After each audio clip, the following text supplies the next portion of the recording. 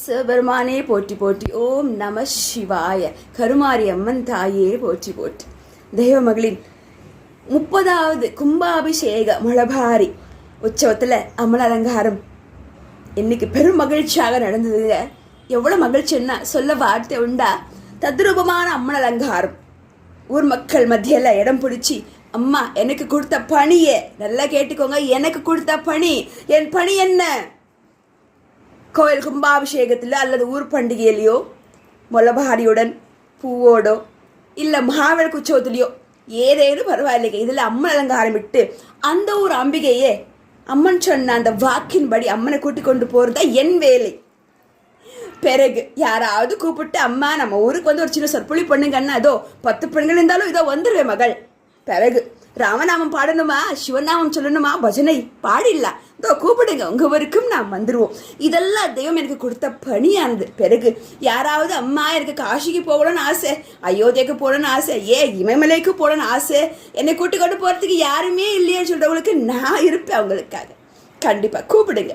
இதெல்லாம் இந்த பணியெல்லாம் என்னுடைய அம்மா எனக்கு கொடுத்துருக்காங்க. அந்த வரிசையில் இன்னைக்கு என்னுடைய 30வது கும்பாபிஷேகம் மலபாரி உற்சவத்தில் அம்மன் அலங்காரம் பெரும் மகிழ்ச்சியாக ஊர் மக்கள் மத்தியில் நல்லா அம்பாலே பார்த்துட்டோன்னு சொல்கிற மாதிரி இடம் பிடிச்ச இந்த தருணமானது உங்க கூட நான் பகிர்ந்துக்கிறேங்க. பெரும் மகிழ்ச்சி. இதோ யதாஸ்தானா அம்பாளை நம்ம கூட்டி கொண்டு வந்து வீட்டுக்கு வந்தாச்சு.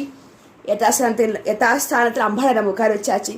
நான் ஒன்று தான் அம்மா கிட்ட கேட்பேன், அம்மா இந்த உலகத்தில் எல்லாரும் நல்லா இருக்கணும், எந்த குறை இல்லாமல் எல்லாரும் நல்லவங்களா நல்லா இருக்கணும். பிறகு என் கூட நீ எப்பவுமே இரு, லோகரன்மைக்காக வாழுவேன், என் இறைவனுக்கு நான் உண்மையாக இருப்பேன்.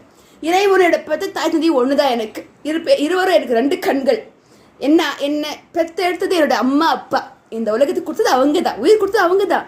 ஆனால் அவங்க இந்த ஜென்மத்துக்கு மட்டும்தான் அம்மா அப்பா. ஆனால் ஒருவேளை எனக்கு ஒரு மறுபிறவி இருந்து நான் மீண்டும் மறுபிறவி எடுத்தேன்னா, அப்போ யாரோ எனக்கு தெரியல, இவர் வேறு குடும்பத்தில் நான் பொறுக்கலாம், இல்லை மோட்சமடையலாம், தெரியாது, அம்மா அப்பா முடிவு பண்ணுவாங்க அது. ஆனால் இந்த பிறவிலையும் எந்த பிறவிலையும் அம்மா அப்பா அர்த்தநாரீஸ்வரர் தான் எல்லாருக்குமே அம்மா அப்பா இல்லைங்களா? அப்பன்னா 2 பேர் எனக்கு அம்மா அப்பா. என்னை பார்த்து தாய் தந்தைக்கும் கோடானு கோடி நன்றி. இந்த உலகத்துக்கே அம்மையப்பா அர்த்தநாரீஸ்வரருக்கும் அம்மா அப்பாவுக்கு கோடானு கோடி நன்றி. அவங்க சொன்ன உத்தரவின்படி தான் இந்த பணியை நான் செஞ்சு கொண்டிருக்கிறேன். உங்கள் ஊருக்கு கூப்பிடுங்கள். இதோ தத்ரூபமான அம்மன் அலங்காரம். கண்டிப்பாக அம்மா ஆசி இருந்தால் இச்சவா நடக்கும். பகவானே, இந்த வாய்ப்பினை கொடுத்த அம்மாவுக்கு, கருமாரி அம்மன் தாய்க்கு கோடானு கோடி நன்றி. கருணை உள்ள தெய்வம் தாய். முறையிட்டு பிரார்த்தனை பண்ணுங்க தாய்கிட்ட. உங்களுடைய இச்சா காமனைகள் பூர்த்தியாகும். உங்களுக்கு என்ன நியாயமான கோரிக்கை இருக்கோ அது நிச்சயமாக நிறைவேறே தீரும்.